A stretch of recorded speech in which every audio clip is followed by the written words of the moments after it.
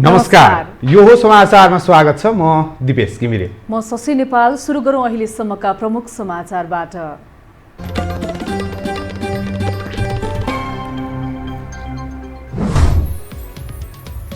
घेराबन्दीमा पारेपछि संसद विघटनको बाध्यता आइलागेको प्रधानमन्त्री ओलीको दावी। मध्यावधिक निर्वाचनको तयारीमा जुट्न आह्वान।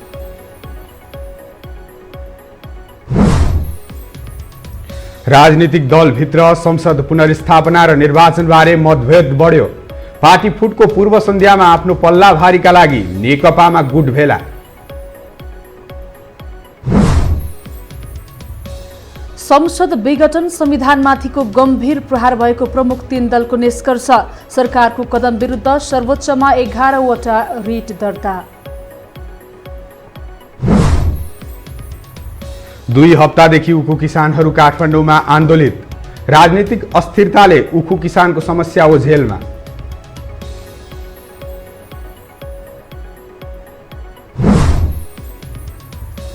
र चालु आर्थिक वर्षको पहिलो 4 महिनामा रेमिटेन्स बढ्यो। ग्रामीण उद्यम र आर्थिक विकास आयोजनामा सरकार र विश्व बैंक बीच हस्ताक्षर।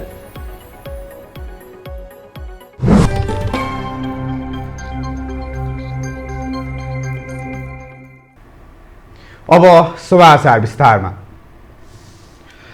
प्रधानमन्त्री केपी शर्मा ओलीले सरकारलाई चारैतिरबाट घेराबन्दी गरेका कारण संसद विघटन गर्नु परेको बताउनु भएको छ। आज देशवासीका नाममा सम्बोधन गर्दै प्रधानमन्त्री ओलीले सरकार गठनपछि काम गर्न नदिएको बताउनु भयो। संसदलाई विवादमा अल्झाएर जननिर्वाचित सरकारलाई असहयोग गरेका कारण जनतामाझ जानुको विकल्प नभएको उहाँले बताउनु भयो। प्रधानमन्त्री ओलीले पार्टीभित्र देखिएको समस्या समाधानका लागि 2 अध्यक्षबीच कार्य विभाजन गरिए पनि सोचे अनुसारको काम नभएको बताउनु भयो। कार्य विभाजन अनुसार आफू सरकार सञ्चालनको काममा केन्द्रित भए पनि अर्का अध्यक्ष पुष्पकमल दाहालले पार्टीको कामहरू अगाडि बढाउन नसकेको उहाँले बताउनु भयो।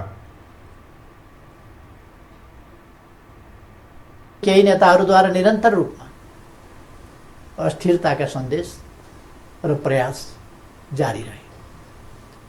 सरकार गठनको 1 वर्ष नपुग्दै कुनै नेताले मुलुक बाहिर गएर अस्थिरताको सन्देश छर्नुभयो भने कुनै नेताले प्रधानमन्त्री मुलुकमा नभएको मौका पारेर देश डुब्न लाग्यो भन्दै बचाउनका लागि माझी गुहार्न थाल्नुभयो।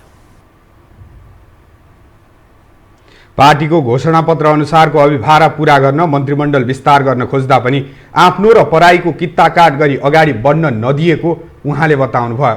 उहाँले बहुमत प्राप्त दलको नेतालाई काम गर्न नदिएपछि बन्द कोठामा अनुसूची तयार र सिद्धान्तहीन सम्झौतामा अल्झिएर जनअपेक्षामा आँच पुर्याउनु उपयुक्त नभएका कारण संसद विघटन भएको बताउनु भयो। प्रधानमन्त्री ओलीले सबैलाई निर्वाचनको तयारीमा जुट्न पनि आह्वान गर्नुभएको छ। प्रतिनिधि सभा विघटनपछि फेरिएको राजनीतिक अवस्थाबारे छलफल र रणनीति बनाउन सत्ता पक्ष र विपक्षी दलका शीर्ष नेताहरू छुट्टा छुट्टै छलफलमा व्यस्त बनेका छन्। संसद विघटन गराएका प्रधानमन्त्री केपी शर्मा ओली मध्यावधि चुनाव गराउने कसरतमा लागेका छन् भने प्रचण्ड पक्ष प्रतिनिधि सभामा बहुमत जुटाउने गृह कार्यमा जुटेका छन्। एक रिपोर्ट। प्रतिनिधि सभा विघटनपछि चालिने संवैधानिक एवं राजनीतिक कदम तय गर्न राजनीतिक दल तथा शीर्ष नेताहरू छुट्टा छुट्टै छलफलमा जुट्न थालेका छन्। संसद विघटन गराएका प्रधानमन्त्री केपी शर्मा ओली मध्यावधि चुनाव गराउने कसरतमा लागेका छन्। त्यसको लागि प्रधानमन्त्री ओलीले आफू निकटका नेताहरूसँग छलफल गरेका छन्। प्रधानमन्त्री ओलीले सरकारले गरेको राम्रो कामको प्रचार प्रसार र संसद विघटनको निर्णयको पक्षमा उभिँदै ताजा निर्वाचनमा जान नेताहरूलाई निर्देशन दिएको नेता निरुदेवी पालले बताइन्। संसद विघटन भइसके पछाडि अब नयाँ जनादेशका लागि फेरि हामी जनतामा जानुपर्छ। जनतासँग हामीले जनतालाई 5 वर्षका लागि मत मागेका थियौँ, तर 5 वर्ष अगावै संसद विघटन भयो। त्यसको कारण सहित हामी जनतामा जानेछौँ, जनतासँग क्षमा याचना गर्नेछौँ र हामीले राम्रो पवित्र उद्देश्यका साथ गरिएको यो संसद विघटनलाई जनताका सामु गएर जनतासँग क्षमा याचना गर्दै फेरि पनि हामी मत माग्नेछौँ। यता प्रचण्ड पक्ष पनि प्रतिनिधि सभामा आफ्नो बहुमत जुटाउने गृह कार्यमा जुटेको छ। प्रचण्ड माधव समूहले संसद विघटनपछि चालिने संवैधानिक एवं राजनीतिक कदमबारे संविधानविद एवं कानूनविदसँग छलफल समेत गरेको छ। सांसद रामनारायण बिडारीले अधिवेशन बोलाउन माग गर्ने र अधिवेशन नबोलाए अरू रणनीतिमा जाने बताए। संसदको लोगो लाउँछ, संसदमा आउँछ, संसदको चाहिँ के अरे अधिवेशनको माग गर्छ, अधिवेशन राष्ट्रपतिले नै माग गर्छ अहिले, अनि त्यसपछि राष्ट्रपतिबाट भएन ओरेन भने अनि फर्दर कार्यहरू गर्छ, अगाडिका कार्य। संसद विघटनपछि नेपालको राजनीतिले नयाँ मोड लिएको विश्लेषण भइरहँदा नेकपामा अङ्कगणितीय खेल सुरु भएको छ।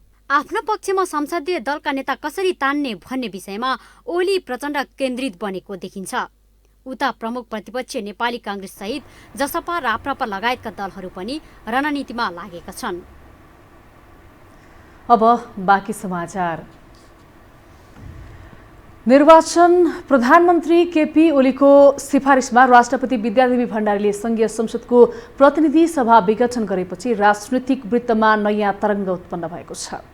सत्तारूढ नेकपाभित्र ओली समूह मध्यावधि चुनावमा होमिनुपर्ने बताएको छ भने प्रचण्ड नेपाल समूह पुनर्स्थापना गर्न लागि परेको छ। एक रिपोर्ट।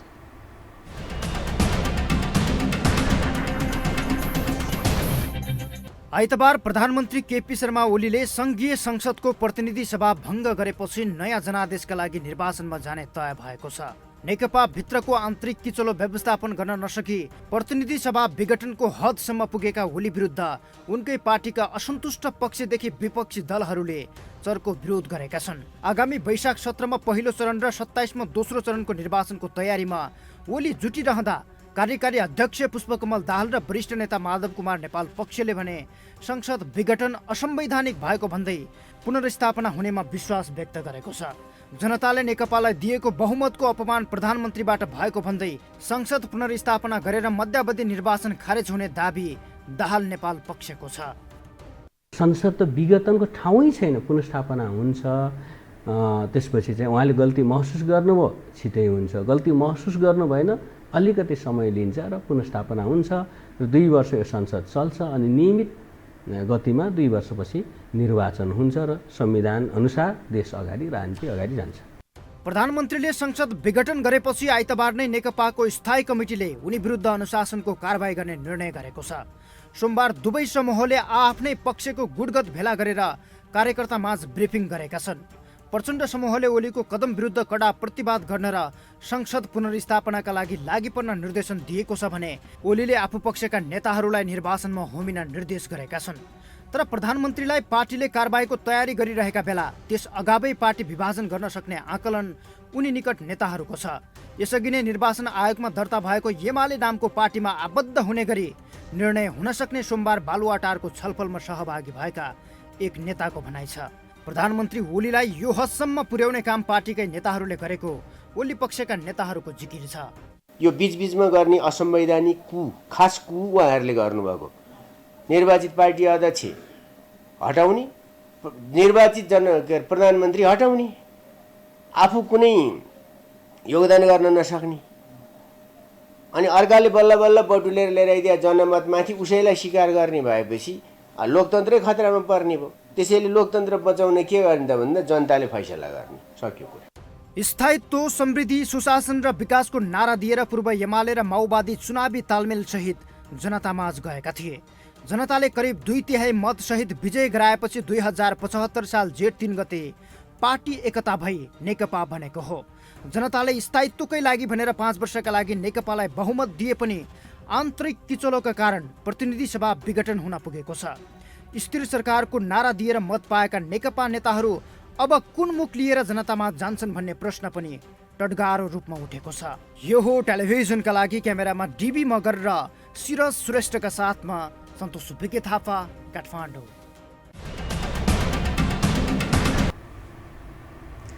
नेपाल कम्युनिस्ट पार्टी नेकपाका कार्यकारी अध्यक्ष पुष्पकमल दाहाल र वरिष्ठ नेता माधव नेपाल समूहका 114 सांसदहरूले तत्काल संसद बैठक बोलाउन माग गरेका छन्। सोमबार संसद भवन नयाँ बानेश्वरमा बसेको प्रचण्ड माधव पक्षका सांसदहरूको भेलाले प्रधानमन्त्री केपी शर्मा ओलीले गर्नुभएको संसद विघटन अस्वीकार गर्ने र तत्काल संसद बैठक बोलाउन माग गर्ने निर्णय गरेको हो। बैठकले संविधान बमोजिम संसद बैठक बोलाउने समय भइसकेकाले संसद अधिवेशन बोलाउन माग गरेको नेकपाका प्रमुख सचेतक देव गुरुङले बताउनुभयो।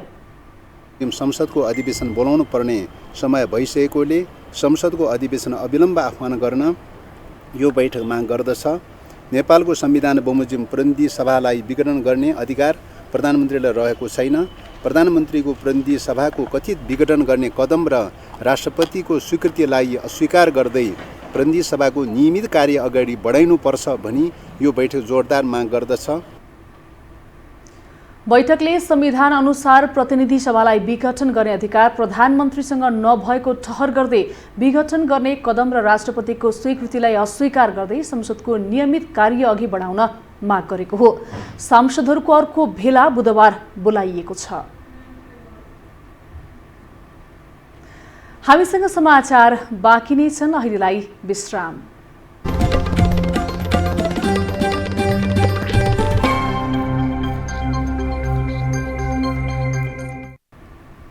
विश्रामपछि स्वागत छ। अब बाँकी समाचार।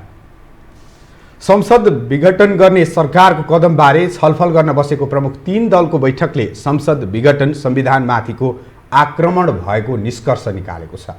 नेपाली कांग्रेसको आह्वानमा उसैको पार्टी कार्यालय सानेपामा बसेको नेपाल कम्युनिस्ट पार्टी र जनता समाजवादी पार्टीसहितको बैठकले संसद विघटन संविधानमा हुँदै नभएको प्रावधानमा टेकेर गरिएको भन्दै यो संविधानमाथिको आक्रमण भएको निष्कर्ष निकालिएको हो। 3 दलको बैठकले यस विरुद्ध प्रतिवाद गर्ने भन्ने निष्कर्ष पनि निकालेको नेकपाका प्रवक्ता नारायणकाजी श्रेष्ठले जानकारी दिनुभयो। संविधानमा हुँदै नभएको प्रावधान प्रयोग गरियो भनेर संविधानमाथि आक्रमण हो। त्यो हाम्रो साझा धारणा रह्यो। यसको विरुद्धमा जानुपर्छ भन्ने पनि साझा धारणा रह्यो र त्यो चाहिँ संयुक्त रूपमा एकताबद्ध भएर कसरी जाने भन्ने चाहिँ 3टै पार्टीको केन्द्रीय समितिको बैठक छ। केन्द्रीय समितिको म्यान्डेट सहित हामी फेरि तुरुन्तै बसेर आवश्यक निर्णय लिनेछौँ। तर कसरी प्रतिवाद गर्ने भन्ने बारे भने मंगलबार 3वटै पार्टीको केन्द्रीय कमिटीको बैठक रहेकाले उक्त बैठकमा छलफल गरेपछि पुनः बैठक बस्ने सहमति भएको श्रेष्ठले बताउनुभयो।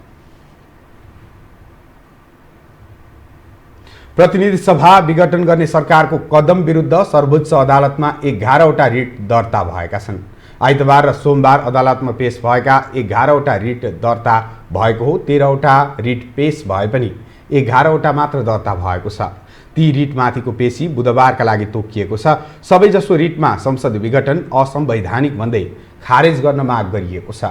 सन्तोष भण्डारी, कञ्चन कृष्ण नेउपाने, सुलभ खरेल, लोकेन्द्र बहादुर ओली, केशरजङ केसी, ज्ञानेन्द्र आरण, शालिकराम सापकोटा, कमलबहादुर खत्री, मणिराम उपाध्याय, दिनेश त्रिपाठी, अनिता गौतम पौडेल र कृष्ण प्रसाद श्रेष्ठले रिट दायर गरेका छन्। यीमध्ये सन्तोष भण्डारीको संवैधानिक इजलास र अरूको साधारण इजलासमा सुनवाई हुनेछ। त्यस्तै अन्य रिटमा प्रधानमन्त्री र राष्ट्रपतिको विषयवस्तुमा पनि संसद विघटन गरेको विषयवस्तु जोडेर छलफल हुने बताइएको छ। राष्ट्रपति र प्रधानमन्त्रीले नभएको अधिकार प्रयोग गरेको भनी संसद विघटनलाई बदर गर्न माग गरेका छन्। मन्त्री परिषदको सिफारिस र राष्ट्रपतिबाट जारी हुने दुवै कार्य असंवैधानिक रहेको रिटमा जिकिर गरिएको छ।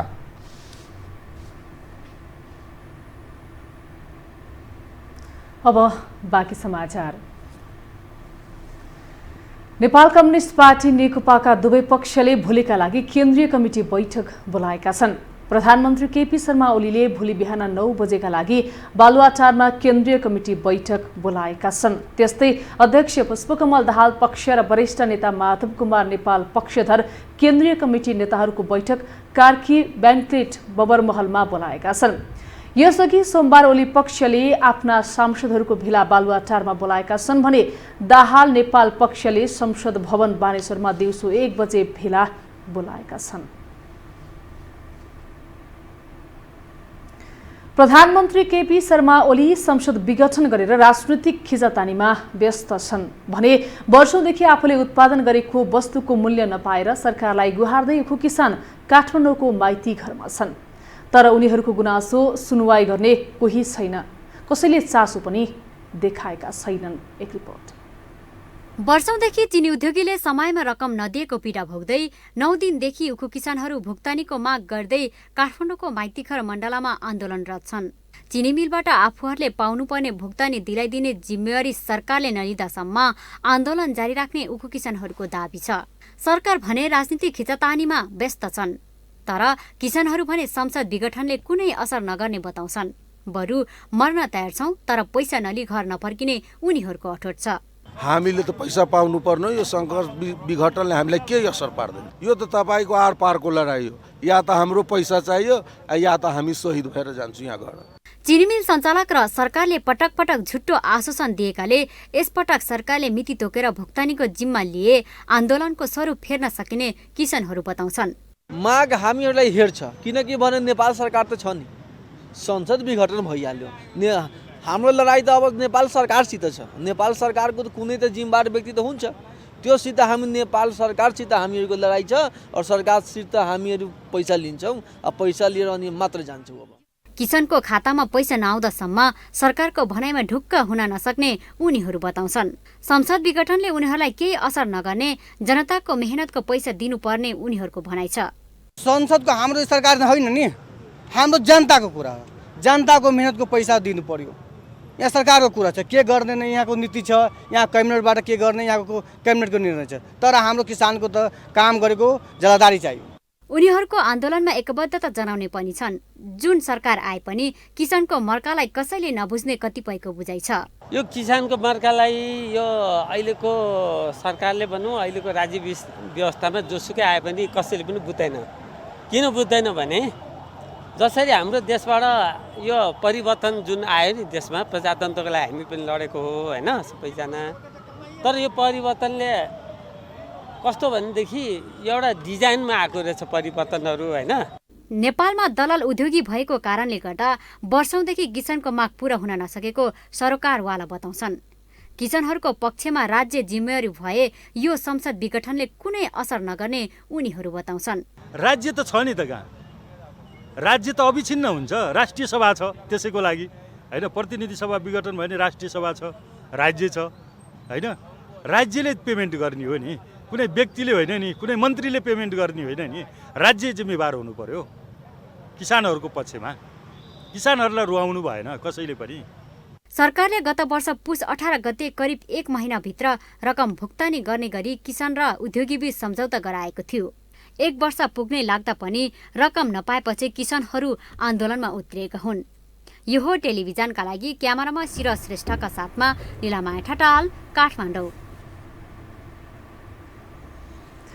हामीसँग आर्थिक र अन्तर्राष्ट्रिय समाचार बाँकी नै छन्, अहिलेलाई विश्राम।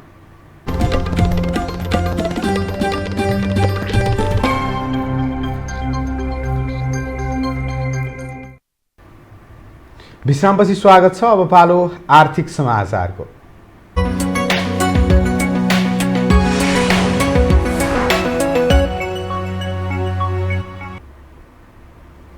चालु आर्थिक वर्षको पहिलो 4 महिनामा रेमिटेन्स बढेको छ। नेपाल राष्ट्र बैंकले जारी गरेको चालु आर्थिक वर्षको पहिलो 4 महिनाको तथ्याङ्क अनुसार विप्रेषण आप्रवाह 11.2% वृद्धि भई 337 अर्ब 72 करोड पुगेको हो। त्यस्तै 4 महिनामा 4% भन्दा बढीले मूल्य वृद्धि भएको छ। विवरण अनुसार कार्तिकमा वार्षिक बिन्दुगत उपभोक्ता मुद्रास्फीति 4.05% रहेको देखिएको हो।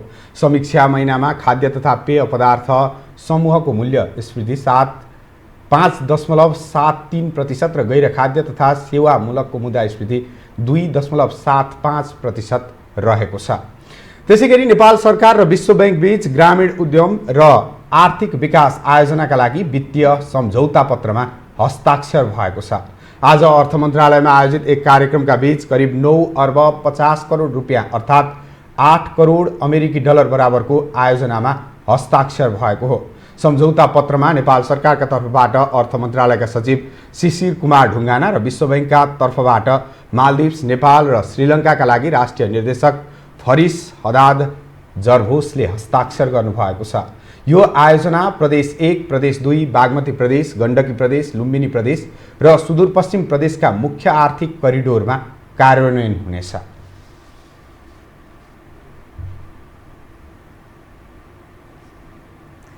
अब पालो अन्तर्राष्ट्रिय समाचारको।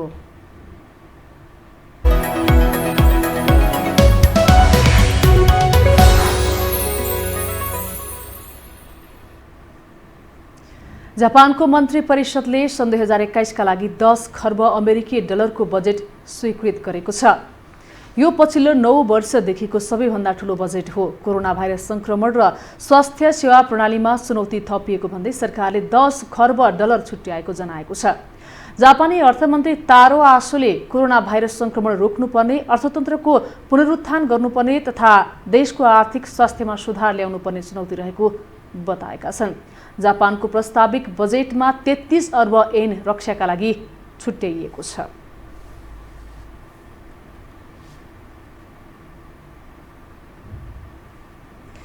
यो सँगै हामी समाचारको अन्त्यमा आइपुगेका छौं। जाँदा जाँदै प्रमुख समाचार पुनः एकपटक।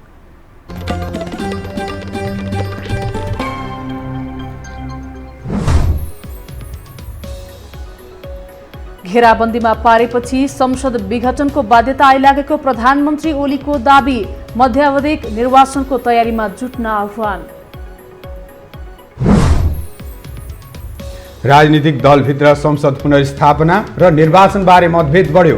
पार्टी फुटको पूर्व सन्ध्यामा आफ्नो पल्लाभारीका लागि नेकपामा गुट भेला।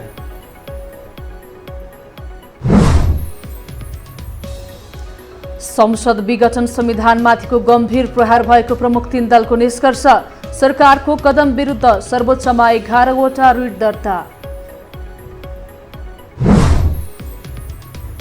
2 हप्तादेखि उखु किसानहरू काठमाडौँमा आन्दोलित।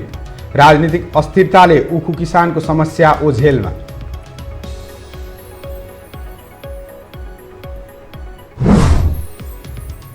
र चालु आर्थिक वर्षको पहिलो 4 महिनामा रेमिट्यान्स बढ्यो। ग्रामीण उद्यम र आर्थिक विकास आयोजनामा सरकार र विश्व बैंक बीच हस्ताक्षर।